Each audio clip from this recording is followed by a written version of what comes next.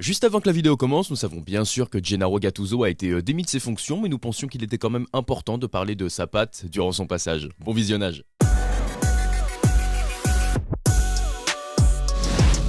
Comment joue Gennaro Gattuso? C'est la question à laquelle on va encore une fois de plus essayer de répondre aujourd'hui avec le seul, l'unique Baptiste. Salut, Comment tu vas? toujours très bien. En pleine forme pour parler foot, Baptiste est toujours là. Aujourd'hui, on s'attaque à Gennaro Gattuso, mais avant ça, petit point sur la date du jour. Nous sommes le 2 mars. Je vous emmène en 1904 pour la fondation du club espagnol du Deportivo La Corogne, qui a été fondé du coup en 1904. Petit rapide rappel du palmarès. Ils ont 2 coupes d'Espagne, 3 super coupes d'Espagne et un championnat. Amis supporters du Deportivo La Corogne, vous êtes les bienvenus. On a une petite pensée pour vous aujourd'hui. C'est le moment de s'attaquer à notre ami Gennaro Gattuso, entraîneur que j'ai suivi puisque j'aime beaucoup regarder le championnat italien. Petites anecdotes déjà sur Gennaro Gattuso, il a avoué s'inspirer de Marcello Lippi. Il a avoué ça, mais en même temps il est très contradictoire parce qu'il nous dit que par exemple quand il a un joueur dans son effectif qui lui ressemblerait avec ses qualités de joueur, il n'hésiterait pas à le mettre sur le banc parce que lui en fait il a besoin d'un football moderne et il veut des joueurs qui réfléchissent et qui pensent beaucoup au milieu de terrain. Donc là, il y a un peu de contradiction de la part de chez Gennaro, parce que bon, le football de Lippi n'est pas du tout un football moderne.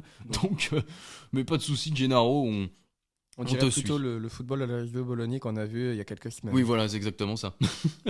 Je remets un peu le contexte de quand Gennaro Gattuso arrive à Naples, parce que pour moi, c'est un peu la même situation qu'il y a eu avec l'Olympique de Marseille. Donc quand il arrive à Naples, il vient après la situation intenable, vous savez, après que Di Laurentiis ait ordonné une mise au vert après cette débâcle qu'il y avait eu en Ligue des Champions.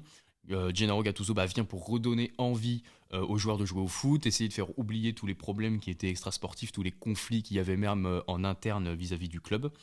Ça marche plutôt bien les premiers mois et ça marche même plutôt bien puisqu'il gagne la Coupe d'Italie. Alors il faut savoir qu'en Italie, c'est un trophée qui n'a aucune importance à part quand on le gagne. Quand on le gagne pas, on s'en fout, personne n'en parle. Par contre, quand on le gagne, on est sur le toit de l'Europe, on est Un là. peu comme la Coupe de France. Exactement pareil. C'est pour ça que je faisais aussi un parallèle avec ça. Pour terminer, une petite déclaration de Gennaro Gattuso qui dit, je cite, quand un match débute, je suis le pire ennemi de mes joueurs.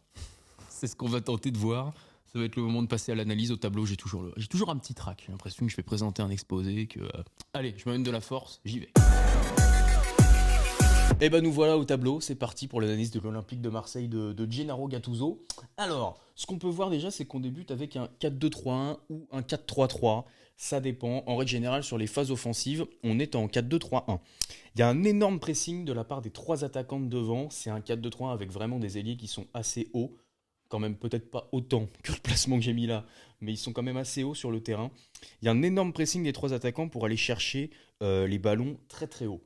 Quand on affronte une défense à 3 du côté de l'Olympique de Marseille, les 2 latéraux, que ce soit Jonathan Klaus ou Renan Lodi ou Murillo, montent très très haut et se calent limite sur les pistons adverses. Pas sur la même ligne que le milieu de terrain, mais sont quand même un cran au-dessus par rapport à leurs défenseurs. C'est un football très actif, le football de Gennaro Gattuso. La défense est très très haute, c'est-à-dire qu'on a vraiment tout qui monte d'un cran. Les défenseurs sont vachement hauts. Le gardien aussi, c'est là que c'est important, que ce soit Paul Lopez ou même Ruben Blanco, il y a une vraie volonté de la part de Gennaro Gattuso d'avoir un gardien qui est haut, qui peut relancer. Je pense que c'est une aubaine pour Paul Lopez qui devait être dégoûté de voir l'arrivée de notre ami Marcelino au début de saison et même pour Ruben Blanco.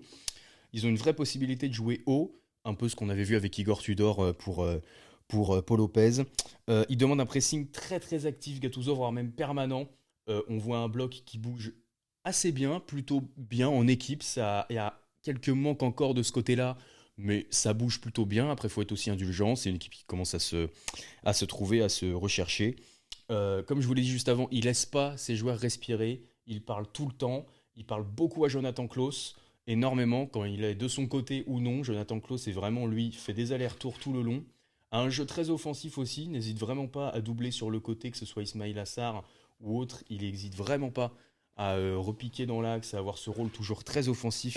Sur les attaques placées, moi c'est quelque chose que j'ai remarqué, les attaquants marseillais, quand on passe sur un 4-3-3 ou sur le 4-2-3-1, les attaquants sont très très très larges, occupent une largeur du terrain absolument énorme, et du coup ça devient assez compliqué, surtout contre les défenses à 3 en fait, puisque les 3 défenseurs s'écartent au maximum, et comme les milieux de terrain ont un rôle de projection assez important, en fait, ça crée vite un surnombre et c'est très compliqué pour les défenses à 3 de. Ouais, tes ailiers, du coup, c'est des anciens, enfin, des ailiers très très latéraux, Ouais, c'est des ouais, bouffeurs de c'est ligne, ça, quoi. C'est des bouffeurs de ligne, de ce qu'on a pu voir.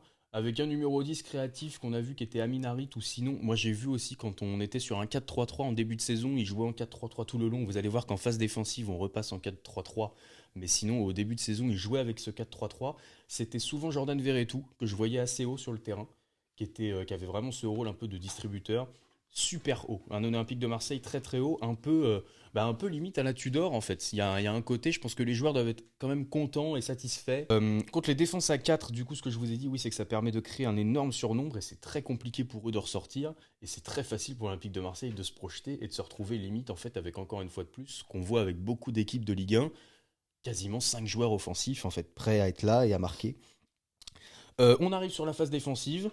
Et bah, phase défensive, rien de plus simple. On a un 4-3-3 vraiment très très compact, avec une pointe basse, des lignes très très serrées et des attaquants qui restent un peu en retrait. On peut avoir des fois cette sensation d'équipe un peu coupée en deux, mais finalement non. Il y a très peu d'espace. Le 4-3-3 est assez large pour couvrir une énorme partie du terrain. Et c'est un beau boulot défensif. Ça presse énormément. De ce qu'on a vu, il y a du bon. Il y a vraiment du bon avec cet Olympique de Marseille. Il y a beaucoup de variations au milieu de terrain. Gattuso, en tant qu'ancien milieu de terrain, il donne une énorme liberté à ses milieux. Même à ses joueurs, de manière générale, il laisse une grande liberté de ce que j'ai vu. Les joueurs n'ont pas spécialement de consignes fixes à respecter. Et même les consignes changent beaucoup en fait, au fil du match. Gattuso parlant énormément, ça change beaucoup. Ce qu'on peut voir dans cette équipe, c'est qu'il manque cruellement, je pense, un joueur sur le côté gauche. NDI, ça ne va pas. Correa, ça ne va pas non plus. J'ai vu qu'apparemment, au suite des dernières rumeurs, il y aurait apparemment un latéral gauche et un attaquant gauche qui serait ciblé par l'Olympique de Marseille. Je pense que c'est là où il y a les plus gros manques. Il pourrait manquer un numéro 10. On peut se poser aussi cette question. Est-ce qu'Amin Harit va revenir? Est-ce qu'il va tenir toute une saison? Au niveau du latéral gauche, c'est parce que tu n'en as pas un second de rechange en fait. Et Renan le dit. Et puis Il y a moi, pas de concurrence. à titre personnel, je trouve que Renan Lodi donne pas vraiment satisfaction, hein. Non, pas Franchement, pour l'instant. de ce qu'on a vu pour le moment, c'est pas. Puis pareil, à gauche, il se cherche. T'as Iliman Ndiaye qui a un rôle plus d'axe, tout comme Joaquin Correa, hein. Ah C'est ouais, pas un joueur, c'est un second attaquant qui a ouais, c'est l'Inter ça. Milan. Il jouait second attaquant derrière Lautaro Martinez. C'est ça, et il va falloir également avoir très certainement un autre milieu pour assurer une rotation. Bon voilà, je pense que j'ai tout dit sur l'Olympique de Marseille. Ça va être l'heure de passer aux joueurs à suivre. C'est parti. Bon, on a vu qu'il y avait des manques du côté de cet Olympique de Marseille, notamment au niveau du milieu de terrain. Moi, je pense qu'un joueur en plus, ce ne serait pas de refus. Un attaquant pour occuper le côté gauche et puis un défenseur latéral gauche. C'est le principal chantier de cet Olympique de Marseille. Pour moi, le joueur à suivre, bah écoutez, j'ai mis Jonathan Klaus. J'aime beaucoup ce joueur. Je crois qu'il a 30-31 ans de mémoire. Il a 31 ans, il est de 1992. 31 ans, c'est le moment pour lui de prouver qu'il est incontournable en club et pourquoi pas de devenir aussi incontournable en sélection. On sait qu'il y a eu cette non-sélection à la Coupe du Monde qui lui a fait mal. Il revient bien là, il fait un bon début de saison. Il a prouvé que dans une défense à 4, il pouvait être titulaire, qu'il avait l'étoffe pour jouer dans une défense à 4. Il le prouve avec l'équipe de France aussi. Donc je pense que je dirais que c'est sa saison à Jonathan Klaus. C'est le moment pour lui de prouver, de montrer qu'il est absolument incontournable en fait partout. Et voilà, maintenant vous savez un petit peu comment joue notre ami Gennaro Gattuso, ami marseillais, ami suiveur de foot passionné de l'Italie, de Monsieur Gattuso, n'importe quoi. Si vous avez une analyse, vous êtes les bienvenus. L'espace des commentaires est fait pour ça. Des choses à compléter sur ce qu'on a dit, même une toute autre vision. Bien sûr, on rappelle que ce sont nos analyses Oui, et qu'on n'a pas totalement. du tout la science infuse, elle n'engage que nous. Donc n'hésitez pas, les commentaires sont ouverts et sont là pour ça. Nous, on se retrouve la semaine prochaine pour parler d'un nouveau club, nouveau coach, nouveau club. Et puis rendez-vous la semaine prochaine, même lieu, même heure. Salut à tous. Salut!